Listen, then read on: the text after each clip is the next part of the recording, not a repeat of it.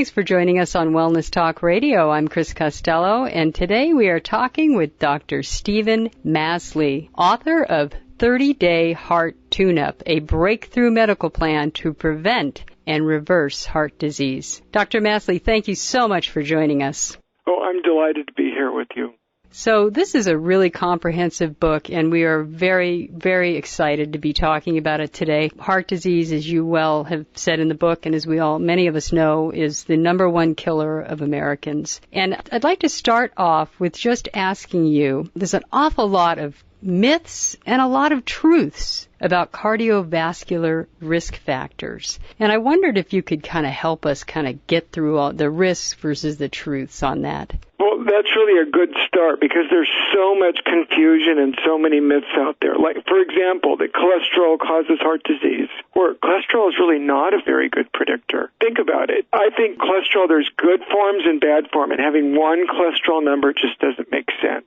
Because you could have a lot of good or you could have a lot of bad, and the ratio makes all the difference. And we recently did a major study, which we presented at the American Heart Association meeting, and we showed that cholesterol really didn't predict whether you're growing plaque in your arteries. But here's the good news, Chris.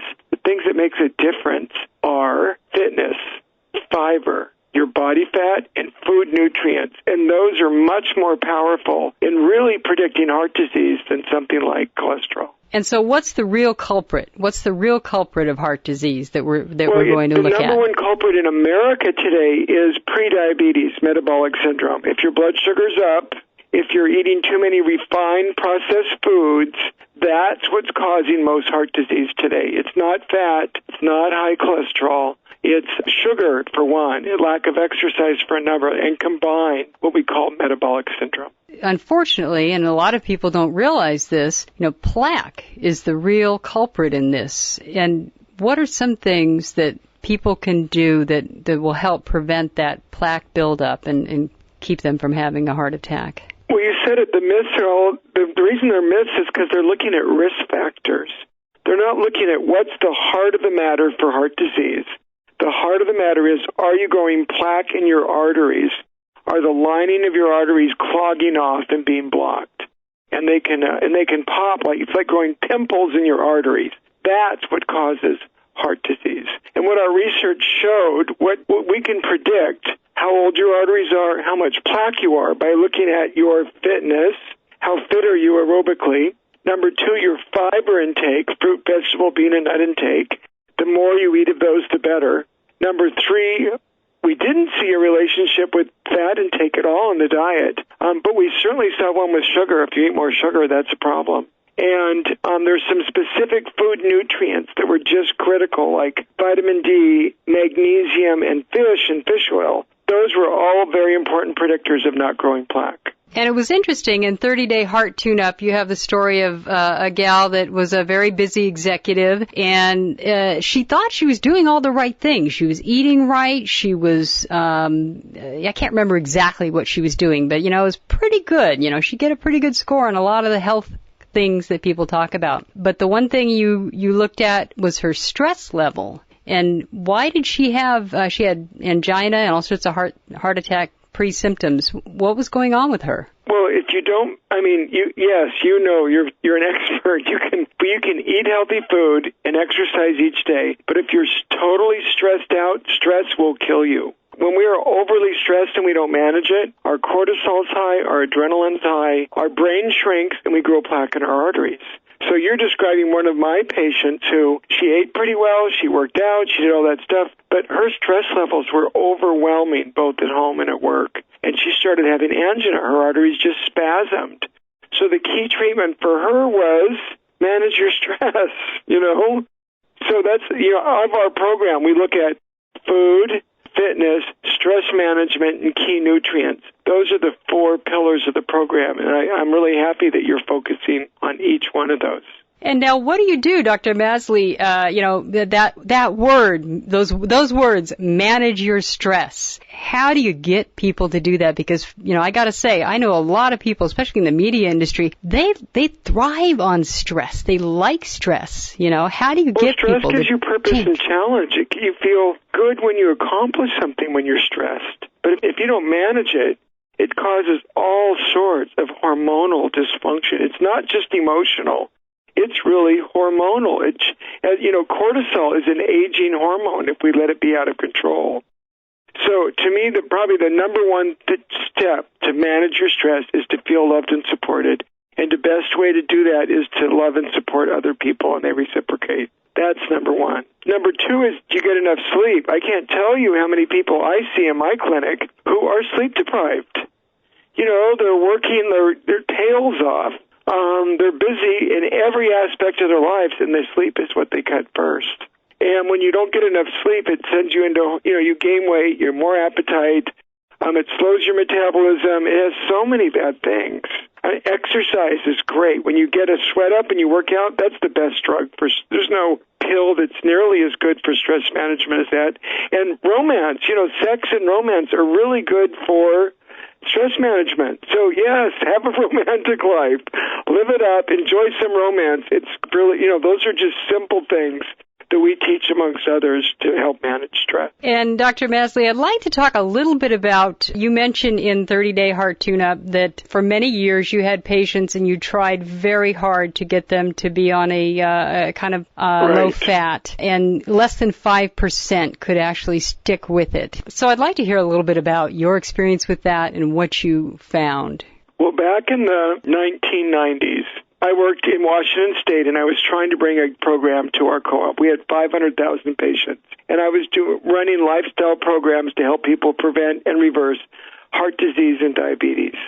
The problem is when I tried offering it to our patients, you were right. I could not get 5% of people to try it, even if they had heart disease. It was too restrictive. And for the people who did try it, it helped heart disease, but then they had problems with immune function and depression.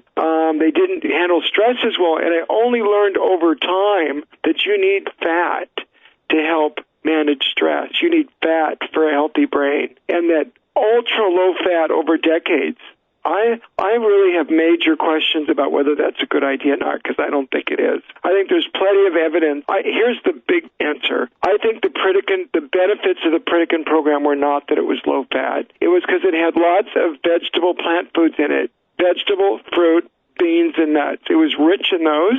It didn't have dirty processed foods. It didn't have hormones and pesticides. It was pretty clean, and people were active, they were exercising, and they managed their stress. So in other words, the benefits to me of the program were lots of fiber, be fit, get your food nutrients, manage your stress. Those are the 4 parts of my program. I don't think the low fat did it. In fact, I think that made some other problems worse. So I've actually realized you can do those 4 things without being ultra-low fat. It's much more healthy to eat it, and it has other health benefits as well. And so let's talk specifically about what are the kind of things that people really need to be focusing on we'll start with diet, if you don't mind. So we created a new food guideline, a new food plan program for the 30-Day Heart Tune-Up. And we did research, and we looked at what things predict are you growing plaque in your arteries or not. And we have hundreds of patients that have shrunk their artery plaque by 10%, meaning their arteries are literally 10 years younger. So what predicts those? We looked, number one was fiber, fruit, vegetable, beans, and nuts. And I was the medical director of the Pritikin program for years. And Ornish and Pritikin both recommended lots of fiber, vegetable, fruit, beans, and nuts. It was awesome. And we're not talking about a lot of processed food, like adding fiber supplements. We're talking real food, and I think that's key. Number 2, I found healthy fat is really important.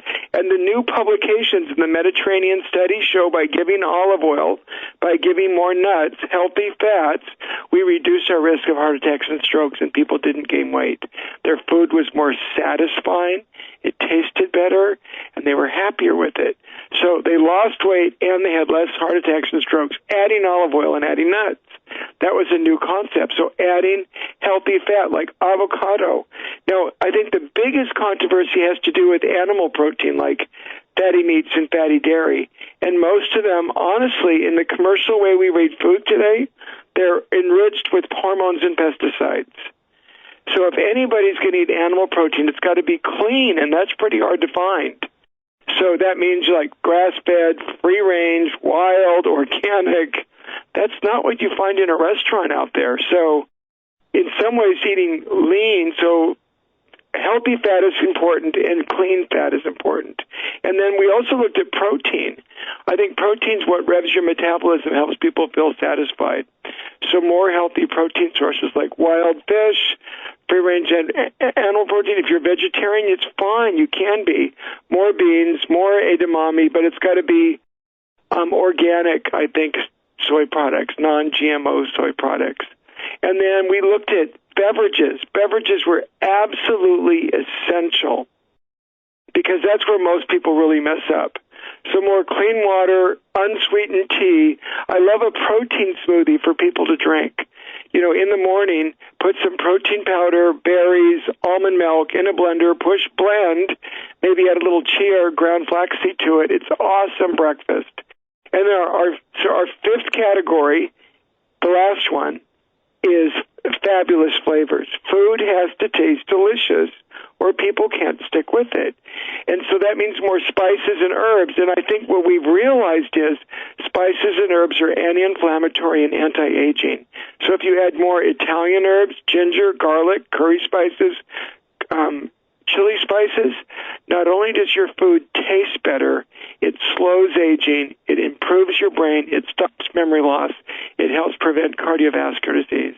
So those are the 5 things we use in our program that are easy to follow for heart health, brain health, and optimal aging. And so, Dr. Masley, how important is it, do you think, to make sure most of your food is organic or, as you say, free range? We just signed up for vegetable organic delivery every week, and it's like Christmas around here now every week. It's so exciting. Mm-hmm. But how important is that? Here's the irony. When we talk about organic, most people think vegetable and fruit. But the data I look at is less than 10% of the pesticides in our diet come from fruit and vegetables. 10% come from grains, but 40% come from fatty dairy and 40% comes from fatty meats. So to me, I love organic produce. It's better for the environment, it's better for the farmers, it's better for the planet, and it's better for us. But that's a small source of pesticides. In fact, if you wash your fruit and vegetables with, a soapy solution, you can get rid of 80-90% of the pesticide on the fruit and vegetable. So it's more important that if you eat fatty dairy, that's organic.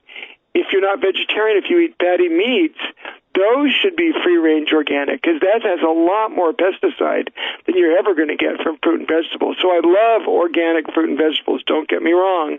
But if you're thinking about where does the average American get them, they're not the source. And here's the last thing on earth I want someone to do would be to not eat fruit and vegetables because they weren't organic. The most important thing is eat more fruit and vegetables. Eat more of them. Eat more beans. Eat more nuts, whether they're organic or not. If you can get them organic, please do so. They are better for you. They're better for the planet, environment, and for our health. But you don't limit yourself to organic produce. I think it's much more important to limit animal protein intake if you eat it and make that organic. Oh, that's wonderful. And with the 30-day heart tune-up, do you include milk with that? Do you include dairy? How do you do that? I give them the choice. I know that, milk that has lactose, milk sugar, 80% of the planet can't eat that as an adult. They get bloated, they get gas, they don't tolerate it. So yogurt is a better source than milk for most of the world's population. If you tolerate lactose, that still 10% of people don't tolerate milk protein, the casein and whey. So from dairy, a whole bunch don't tolerate milk because of lactose. Some people don't tolerate milk protein. I think the non-dairy milks are better. I like almond milk. It's my favorite. If it's organic, GMO-free, soy milk, I like soy milk. There's coconut milk. I think all those are good. If you tolerate lactose, you tolerate milk, I think organic milk is fine as well, cow's milk. So, but if it's cow's milk, then I think organic is, especially if it has fat in it, all the hormones and pesticides are in the fat. So if you're eating fatty dairy, that's the most important. It has to be organic. But personally, I use almond milk more than anything else. I think my wife uses soy milk most of the time. And organic on that also, correct? Yeah, she uses organic soy milk. I have never found almond milk that wasn't organic, so that hasn't been an issue. Let's talk a little bit about inflammation, because that's huge, and we've kind of gone from this low-fat focus for heart disease prevention to talking more about inflammation and metabolic syndrome. Well, inflammation is like the key catalyst behind aging. If your arteries are inflamed, they grow plaque. If your joints are inflamed, you get arthritis. If your brain's inflamed, it shrinks and you get memory loss, Alzheimer's. So inflammation means you're making these little chemicals that inflame and irritate your tissues, and you age rapidly in every organ and part of your body. If your skin's inflamed, you wrinkle, just as an example. So what makes inflammation worse? Well, if you don't get enough long-chain omega-3s like some seaweed or fish, you are more inflamed. If you eat refined sugar and bad fats, you're more inflamed. But probably the health issue that causes inflammation the most is what you said, metabolic syndrome. Metabolic syndrome is like pre-diabetes. The problem with the term pre-diabetes is you say, oh, you've got pre-diabetes, and the person goes, woo, that's good, I don't have diabetes. That's wrong. When you have pre-diabetes, that's a sign that you're probably going to die of heart disease, Alzheimer's, or cancer before you become diabetic. It's not a good thing by any means. The signs of prediabetes are your waistline's expanding, your blood sugar goes up, your blood pressure goes up, your HDL cholesterol drops, and you're inflamed. Those are really the key signs of having metabolic syndrome. We're glad you could join us on Wellness Talk Radio. If you'd like to hear more of our interviews, you can go to wellnesstalkradio.com. We're talking with Dr. Stephen Masley, author of the 30-Day Heart Tune-Up. He's had wonderful specials on PBS also, and just a fantastic program for anyone looking to avoid heart disease. So, Dr. Masley, we're talking about inflammation, how to cut down on it. You talk a lot about supplements in your book, and I know that's a confusing issue for a lot of people. They don't know what they need. They don't know how much they need to spend on them. They don't know where to get them. What are some of the things that you recommend to people? To lower inflammation, number one is healthy foods. Supplements are supplemental to a healthy diet. So number one is the fiber, the healthy fat, the lean and clean protein, the beneficial beverages, the fabulous flavors and spices. That's the best way to lower inflammation. But there are supplements that will add additional benefit. One of those is like EPA, DHA. Those are those long-chain omega-3s from seafood. You get them from seaweed, cold water shellfish, and cold water fish like wild salmon. Those are really powerful. So if someone's inflamed, I'm going to suggest some source of long-chain omega-3 seafood they get. The second has to do with curry spices. And probably the most powerful we've studied is an extract called curcumin. Curcumin comes from the curry spice called turmeric, that yellow spice. And it is so powerful. It's an awesome anti-inflammatory agent. We now know if we give people curcumin, it helps arthritis and joint pain. I use it every day. It keeps my joints from hurting. We're using it now in memory loss studies, Alzheimer trials, because if we can block inflammation, we can help slow memory loss in some patients. And the cancer researchers are using it because if you're inflamed, that nourishes cancer growth. By lowering inflammation, you slow cancer growth. So like at MD Anderson and many of the cancer centers, they're using curcumin in their scientific research trials, and they're having great results. So, but Italian spices, curry spices, those are good for anti-inflammatory. Chili spices are great for anti-inflammatory. Other things you can do that's not food. Exercise. If you exercise every day, you get a nice aerobic workout. We show people how to do a fitness test and get an awesome workout in the 30-Day Heart Tune-Up. That will lower your inflammation. And if you lose weight, that's terrific for, fat cells make you inflamed. The more weight you gain, the more inflamed you are. And by helping people lose weight, which we do, weight loss is great for lowering inflammation. So those are just a few of the critical steps we offer in the 30-day heart tune-up to help lower inflammatory levels. Dr. Masley, another issue I'd like to talk with you about is what do people do? I know we're focusing a lot on prevention, and it's a great thing to focus on. But what do people do when they find themselves, in an emergency room? Well, my goal in life is to keep people out of the emergency room, because by the time you get to an emergency room, you've lost control. You're in a spiral path to have procedures done, and when you hit that emergency setting, there's risks and benefits to everything, and the risks just keep going higher and higher, and they get scary. So my key goal is to help people prevent plaque growth. If you have it, reverse arterial plaque growth, keep you out of the emergency room. I've had my own stepfather, a wonderful man, wonderful person in my life, end up in an emergency room with chest pain. They took him to the cath lab. They put a catheter in his heart just to take a look, and they caused a massive stroke and destroyed his life. He suffered horribly. It was awful. They killed him. And that was the standard of care in the medical community where he lived. So I don't want anybody to have to go through the suffering my family went through. And at the end of Chuck's life, my stepdad, he said to me, let's not have this. He said, don't let this happen to other people.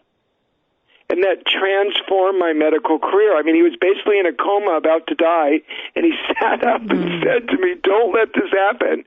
And wow, that was it. I'm like, okay, I'm on a mission. Enough's enough. You see your loved ones die, so don't reach that point. Wow. And that's what that's what this program is all about. If are the listeners out there, if this isn't for you, think of is there a loved one out there that needs your help, that needs these tools? We can prevent 90% of heart disease today. And if you or a loved one having heart disease, I can assure you we've got randomized study data that we can help prevent and reverse that. So take action. Don't put it off. Don't wait till you end up in the emergency room, please, because then you're it's an out of control situation. So you're basically saying that you have the opportunity for prevention, but once you are in that system, once you are in that emergency room, your choices become very limited. The problem is once you've blocked an artery with a clot, there's no pill or supplement or diet you can eat when your artery's blocked by a clot. Now you're forced to be in a setting where they're going to have to do a procedure and try to open it up to save your life. And how do you get out of that? The only way to get out of that is not to get into that situation. Take action now.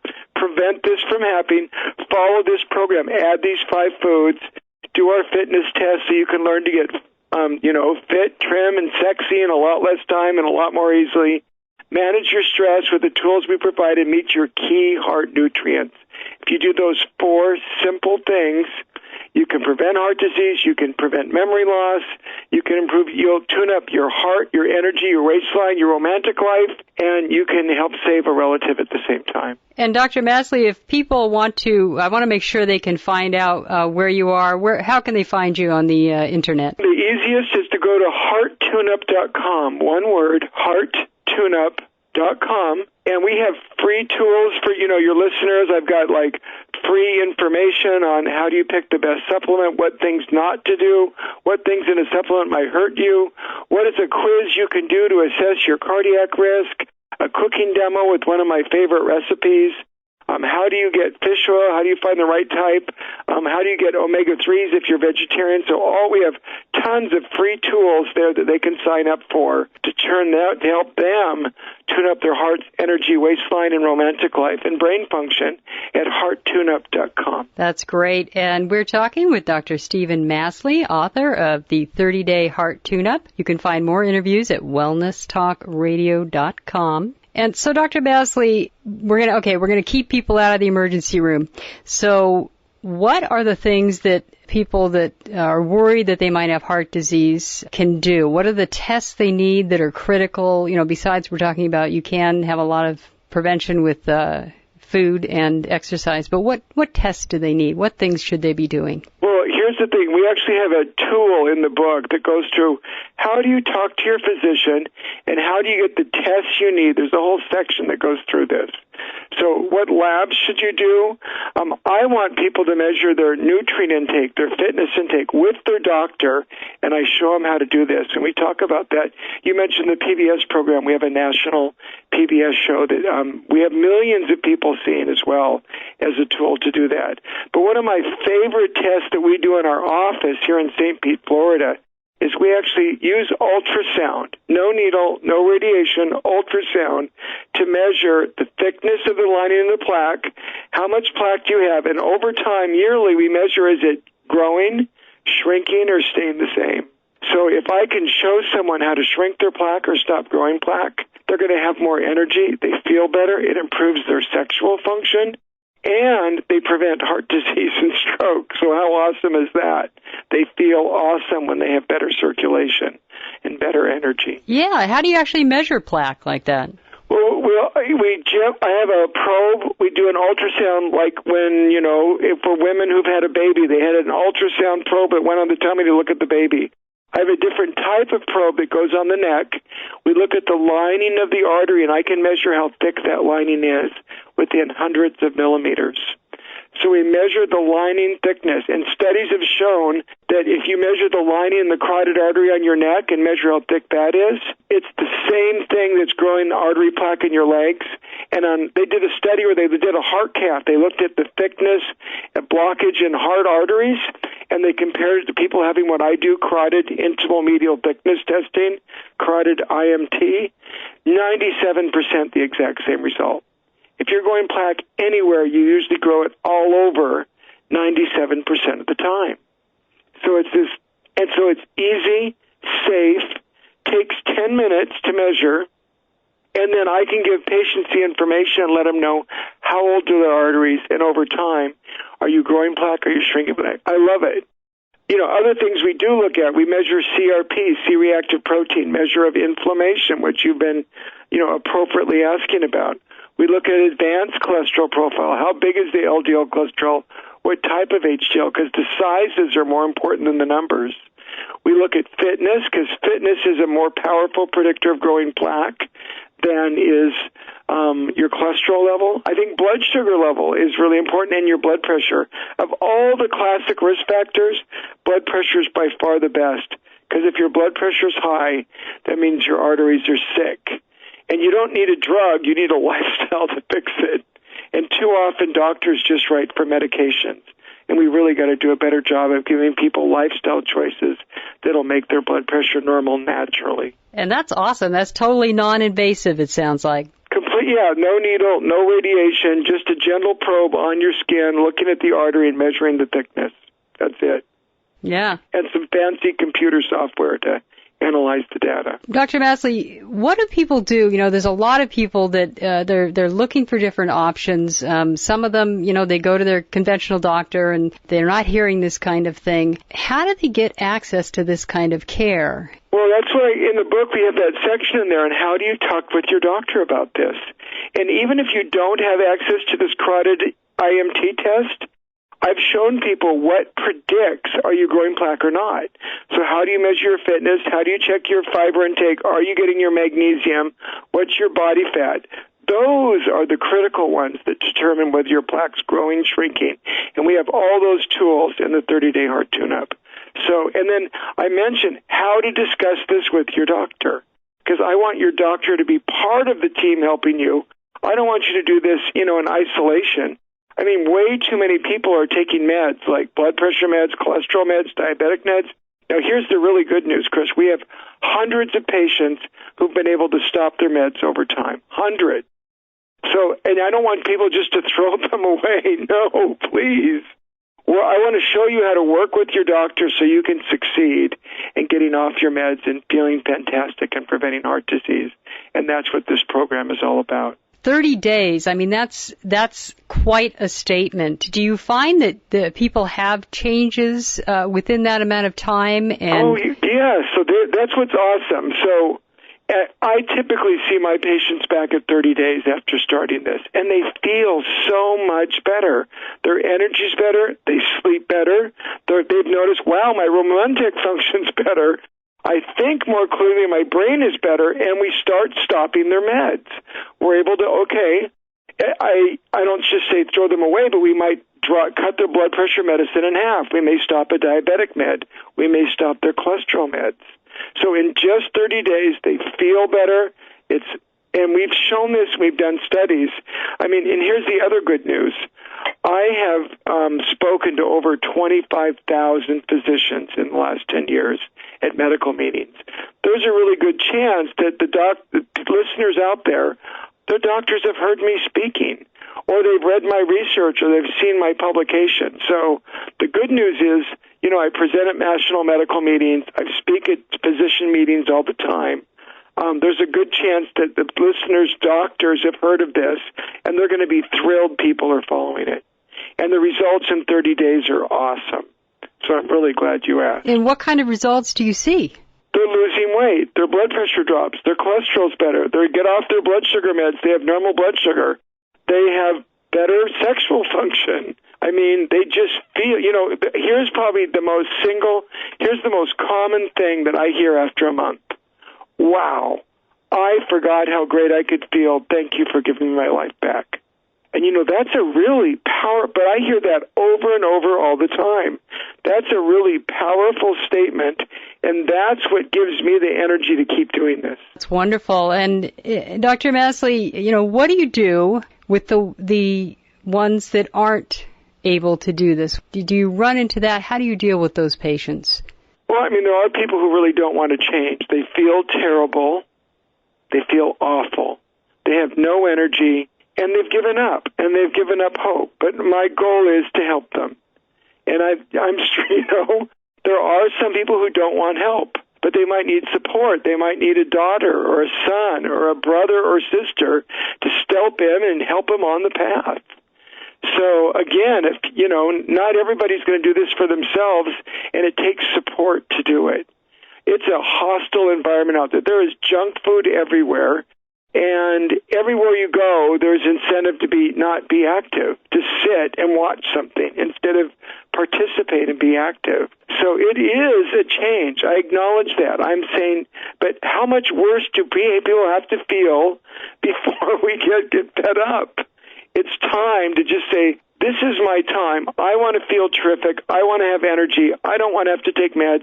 I want to prevent awful health problems, and I want to help my family in the process. And when we work at it together, we're successful. And I'm so used to seeing people succeed, I haven't given up. And when you think about it, it is relatively simple. I mean, it requires huge shifts in mindset and habits. But once you do it, it's relatively simple and hugely life-changing. I had a person in my office today. He was surprised how easy the changes would be. Add healthy food choices you like. Here's foods. Let's figure out, which do you like? Eat them more often. It's not that hard to eat food you like more often that's healthy. It's identifying which foods they are and making a better selection. It's identifying, okay, there's 5 key nutrients we don't want you to be deficient in. That has very bad impact if they are. Let's focus on the 5 most important and make sure you get each of those, and we give you all the tools to do that. That's really powerful. I think you're right. It's easy to do, but you have to be motivated to make change. And Dr. Masley, what else do you think people really need to know that's just really important? Well, here's the thing. We're looking at tuning up your circulation. And a lot of people, women in particular think, heart disease isn't my issue. Here's my biggest concern. So the number one killer for men and women is cardiovascular disease, heart attack and stroke. Women say, breast cancer is the number one risk. Well, the truth is, for every 1 woman who dies of breast cancer, 6 die from heart disease. And people are waiting. We're not going to prevent arthritis till we get it, right? We're going to wait till we have symptoms to do something. But the problem with heart disease is the first symptom is a stroke, it's a heart attack and heart failure, or death. It's serious. Don't wait. This is your chance to improve your circulation, have more energy, improve your romantic function, improve your brain performance. Do all those things, prevent heart disease. Do it now, act now. You'll feel terrific. Don't miss this chance.